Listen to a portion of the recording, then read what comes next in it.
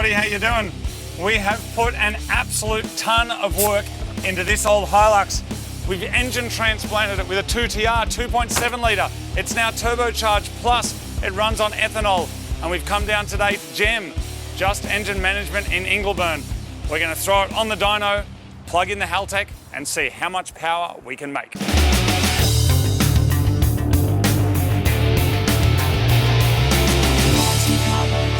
I'm down at Just Engine Management and Ingleburn, and I'm meeting up with Adam, who's a tuning expert and good mates with Scotty Tuning Fork, who unfortunately couldn't make it down today because he was away on holidays, but he's assured us that we're in good hands. GEM specialises in power upgrades for JDM cars as well as dyno tuning, and while I've brought down my Nugget Hilux, their specialties include GTRs, which makes some absolutely mind-blowing power, as well as classics like this 240Z and pretty much anything else that's performance-oriented and JDM. My Hilux has a base map that was installed by Dave so that we could move it around, but today we're going to see how far we can take it.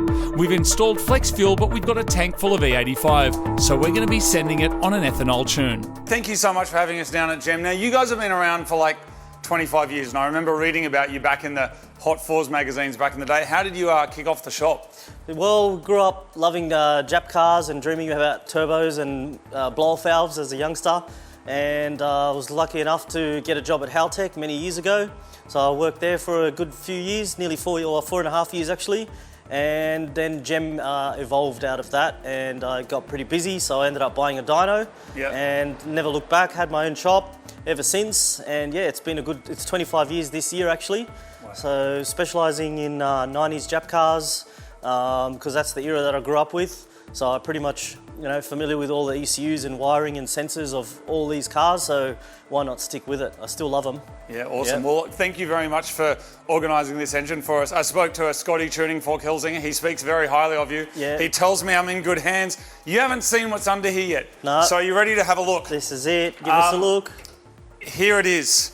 Ready to go. So that is the engine that we found all those months ago upstairs. Yeah. It's now in there, all neat and tidy, sounds great, nothing's leaking. The engine, I reckon, has run for maybe 2 minutes total, wow, which is just getting it on and off so she's running, the trailer. She's well running now. This is like today will be the first time it's run in any kind of capacity at all. We haven't loaded up other than just made sure that we've heard turbo noises. Yep. So can you run me through the process? Obviously we're on a hub dyno today, but in terms of what your process is, we've got ethanol in the tank already. Yep. And because we've got to get this car to time attack, yep, we really only have like a couple of hours. How long do you usually need?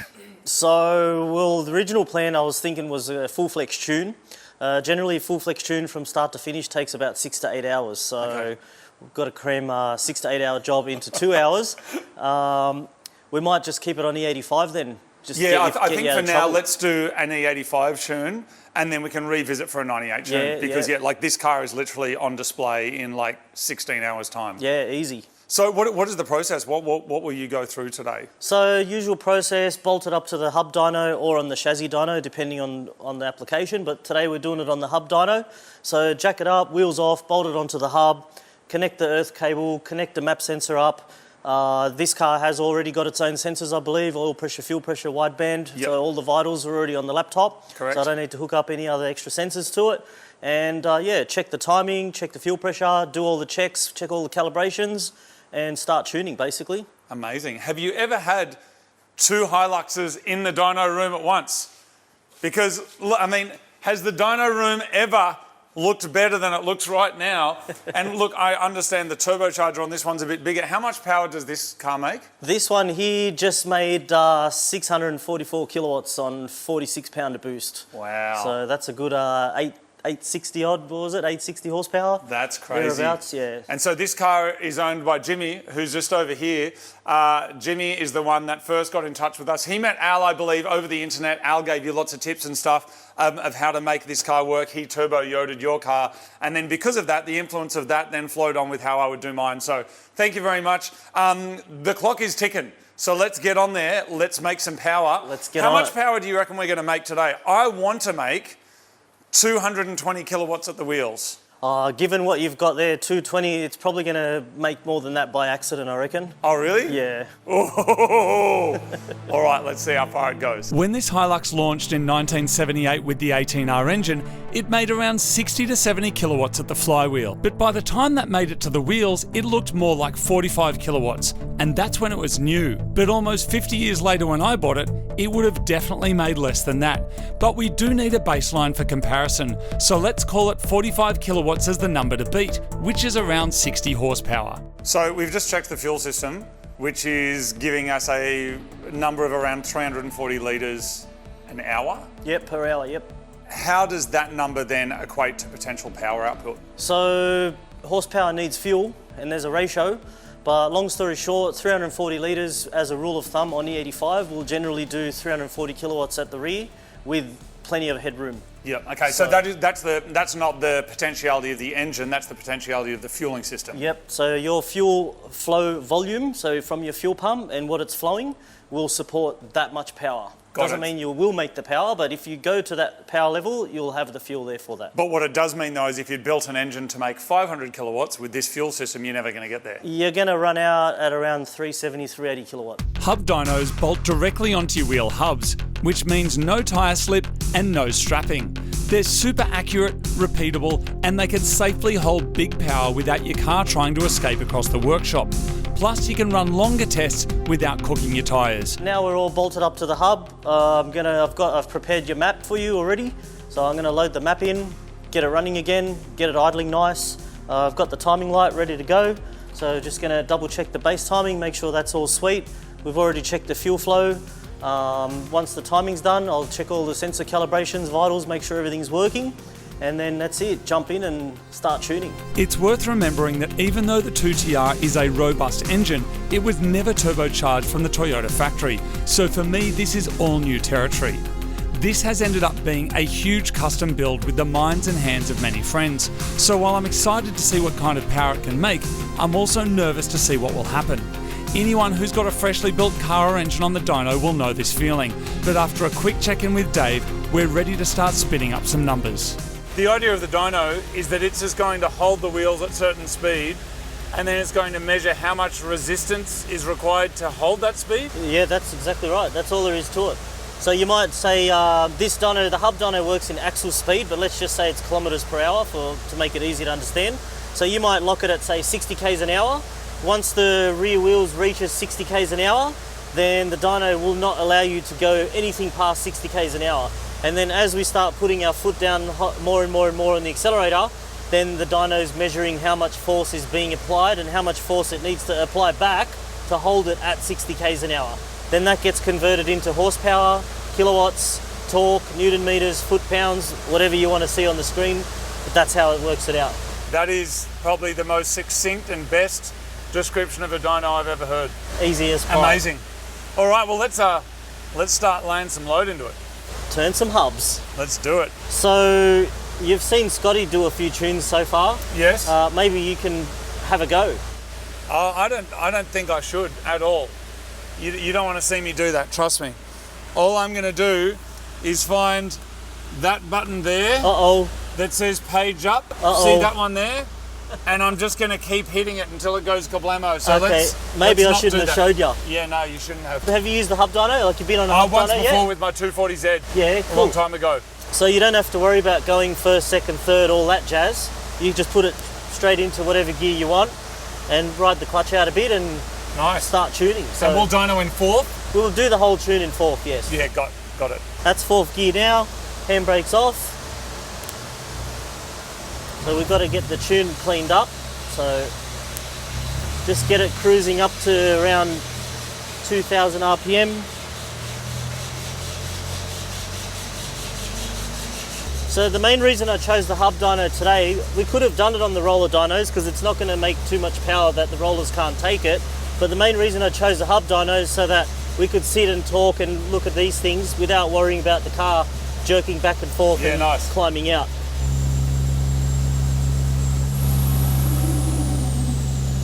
What we just did is like waving a magic wand over the map. Yeah, okay. So just from light load at 2000 RPM to medium load, percentage changes, so that it's not trimming as much, doing as much fuel correction. Yep. And this car's already drivable, Yeah, nice. just in 2 seconds. But it's the fine tuning that Amazing. takes the time. So we'll just quickly check that the variable cam is tracking nicely.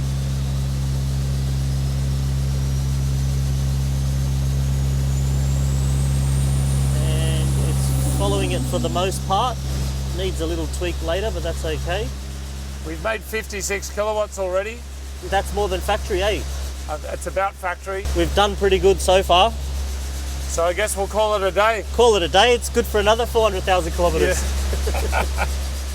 So Adam, can you explain to me what's happening over here with kind of holding the car at different RPMs? Yep, so what we've just done is waved a wand over the fuel map. So I just quickly went up to 2000 RPM light load. I've got all the predetermined AFR target tables already set. And then I was just looking at the O2 control, because it's closed loop O2, to see what sort of numbers it was chasing the target with. And then I was quickly applying those corrections, close to those corrections to each column, and then just working my way across in the load. So started off with 2000 RPM here, looking at the O2 correction, apply that percentage to that cell, and then I highlighted the whole entire column. And then I did that load as I put my foot down, did that one, that one, that one, that one, that one, and basically that was it. So the outcome of doing that is we've got a car that idles and revs. Nice. So we're nearing ready for power runs. Awesome. I got a final call from Scotty to check that everything was good to go, and an encouraging message from Dave. And that means now it's time for power runs. So Moog, what's happening? Oh, is it time? Yeah, I'm just sitting here tuning a Hilux. What are you doing? Oh, I'm just hanging with you. All right. I'm just waiting to get to my 220 kilowatts at the hubs. Yeah, good. Well, I was hoping you weren't trying to go somewhere, because we're on a dyno. No, I'm ready. So you've done all your fine tuning? Just a baseline. I've kind of mapped it out ready for power runs now. Okay, are we about to do one? Yeah, I've already stuck one in. We're at 50 kilowatts. 50 kilowatts, so that's probably about factory power back in the early 80s. Yeah, that'll be pretty healthy power for a stocker. But that might be enough for you guys, I think. I really wanted to get 220. Holy Because moly. my 180 makes around 220, so I wanted to make 220. Yeah, right. Well, you better make sure you got some sandbags in the back. You reckon we'll get there? You'll need traction. Let's go. You ready? This is it, let's go. Hit the F6 button to start logging. You ready? That's done already.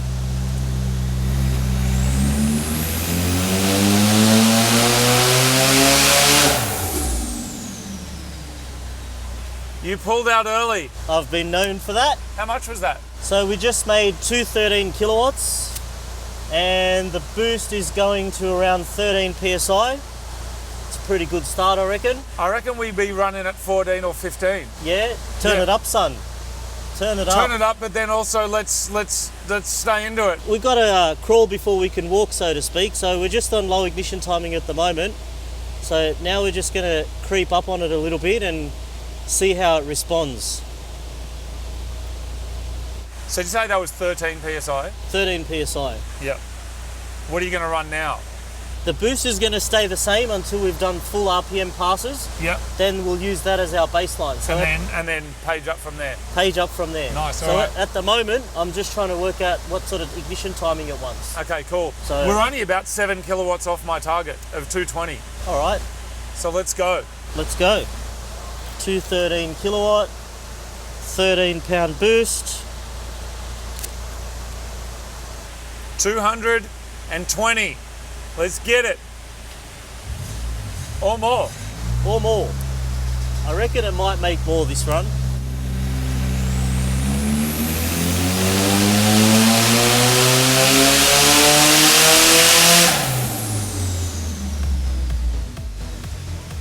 $232. That's a great number. That's beautiful.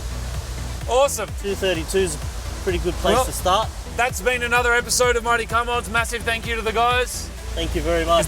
We're done. We can make more. Is there more? This is a Toyota. Oh, I was doing the outro. Page up for more power. Oh, we're staying into it. All okay, right. so, shall I put these back on? I think you should.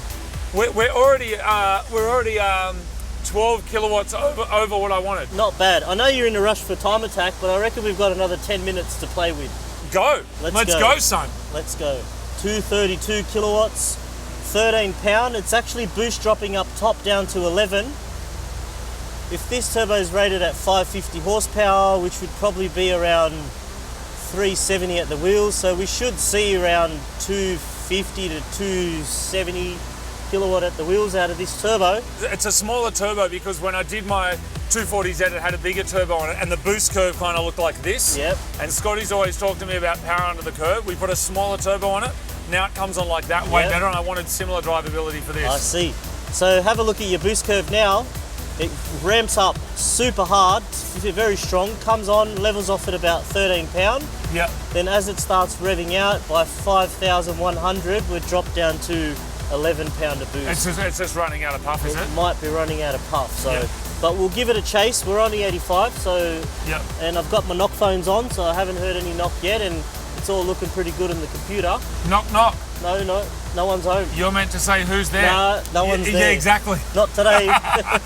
We had a sense that the turbo would be the limiting factor in this equation. Yeah. And we knew that when we were kind of putting it on. It's also about how much power you need in a light little Hilux. Like we knew that when we were installing it, you could go bigger, but at the expense of drivability. So for a street car, this will be a cracker, like sensational. Yes, yeah, that's beautiful, the goal. Beautiful. So got the cam control tracking nicely there. Look at that. That's beautiful. Yep. Where green is the target, grey is the actual. So you can see that's following very nicely. Perfect. So that's cam. That's happy with that. Now, fueling wise, so if we have a look at our fueling, so again, blue's the target, grey is the actual AFR. So you can see the greys over the blue the whole way, which is brilliant. Yep. And then this creamy coloured line is our percentage of fuel correction, and that's pretty much hovering at around 0 the whole way through, which is really good. Nice. Very nice. And okay, so looking at the fuel pressure, that's actually holding really well, which is as expected because we flow tested it earlier. If you have a look here, oil pressure, it's got really good oil pressure. So at the beginning of the run at 2000 RPM, 37 PSI, which is really good. And then at the top of the run, 5000 RPM, 76 PSI, which is brilliant. Okay. So we've got all our safeties set up in the computer anyway, so should that fall below the minimum threshold that I've set, then the Haltech will actually cut the engine and protect it from spinning a bearing and throwing a rod. Everything that you're saying, what I'm hearing is we're about to do a full power run. Is that what I'm hearing? Did you hear sendation enabled? Yes. Yeah. That's exactly what I heard. All right. The other thing, looking at the intake temperature, so we've got 48 degrees intake temp as well, which is sort of getting to the upper end of the scale. Usually like to try and keep things under 50 where possible. So what that also indicates is the turbo efficiency as well. So when the turbo starts to reach the end of its compressor map, it'll start outputting a lot of heat. Before we understood that, we used to chase intake temps with intercoolers and better intercoolers, water injection, and we were able to get extra powers out of turbos by dropping the intake temperature down. But then we realized as we put a bigger turbo on, the intake temperature, even though power went up 100 horsepower, the intake temp dropped 20-30 degrees. So that's when we started to realize what actually happens at the end of the compressor map. The heat output is exponential rise. So generally speaking, when your intake temp, if you got a half decent intercooler and piping and stuff, which you do, then once you start seeing high intake temps, you'd probably want to reconsider whether you're actually going to start chasing boost too. Also to consider high compression 2.7 litre engine. If it's choking, if you're going to push boost into it and it's choking at the same time on the exhaust side, then you're actually putting a lot more strain on the engine, which can prematurely harm the engine. So like we could break this thing at 260 kilowatts, whereas if we went 5 sizes up in the turbo, we could have made 500 kilowatts without breaking it, if that makes sense. So it comes down to back pressure as well. Looking at that, so I'm going to send it. I'm gonna send it somewhat. I'm not adding boost just yet. I'm still playing with timing. I crept up on it there and it actually did like it. So what I'm gonna do, I'm I'm just going to nudge up on it a little bit more. Just another 2 from up there, and let's see how the power curve reacts to that. Sounds good. So with these high compression engines, high back pressure engines, boosted, you've got to be very careful with ignition timing, because that's where timing becomes really critical. If you start chasing numbers off the bat, you might blow the engine off the bat. Okay. So I started with very low numbers, and now just take my time, 2 degrees at a time, feed it in, monitor the knock on my knock phones, keep an eye on everything, and let's see how the power reacts, and then we'll just nudge up on it. Awesome. All right, 4th gear power run. See, after a little bit of tuning, it drives a lot nicer now. Like it takes off 4th gear really strong. Compared to when we started, it was dying because it was way off. But we're doing pretty good. We're all ready to go.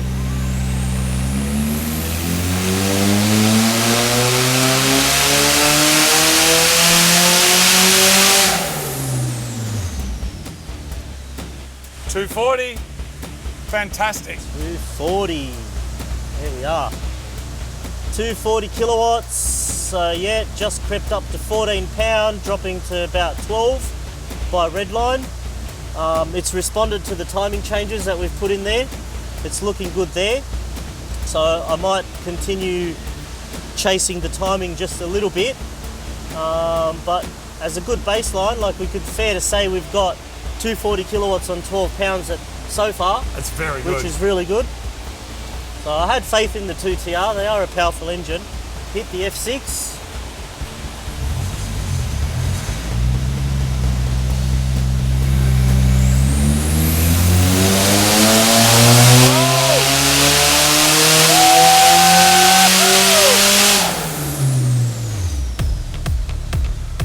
$266 kilowatts. We done. That's it. That's beautiful. That is incredible. I think that's all the little G25 wants to do on this mighty 2.7 litre. It's a good outcome. That's incredible. Yep. That's perfect. Love it. Beautiful. Thanks so much, Adam. You're welcome. So we have made 266 kilowatts there down at the hubs. Just to put that into some context, these things made around 70 kilowatts at the engine when they came out, which is probably around 50 kilowatts at the wheel. So we have got we've got 5 times the original factory power. But at this point, if we want to go further, it's turbo, right? That's the biggest restriction. Yeah, that's the biggest restriction. Definitely the turbo. So the turbo it's going to be very responsive. Like you could say OEM spool. You'd literally just be, as soon as you take off from the lights, you could short shift it. Even at the start of the power run at 2,000 RPM, you're making more than 50 kilowatts. So you've already beaten the whole entire factory rev range at 2,000 RPM. Well, and then by the time we're at 3,000 though, we're at 200 kilowatts. Exactly. Like back there. So it's a serious increase in power. And you know what? The packaging and stuff in there, it looks so neat. It's so tidy. I'm really, really happy with the result. Like I was hoping, I really wanted 200, 220 would be nice. To get 266 is really, really impressive. So any final thoughts? You obviously tune a lot of cars. You see a lot of cars. What do you think here? What do you think? This will be sensational. You'll probably be the lead car in the next commercial.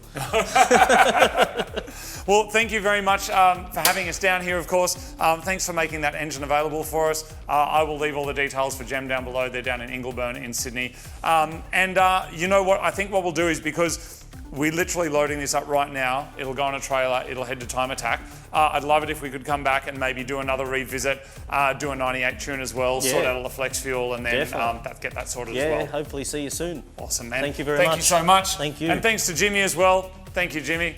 Thanks for having us down here.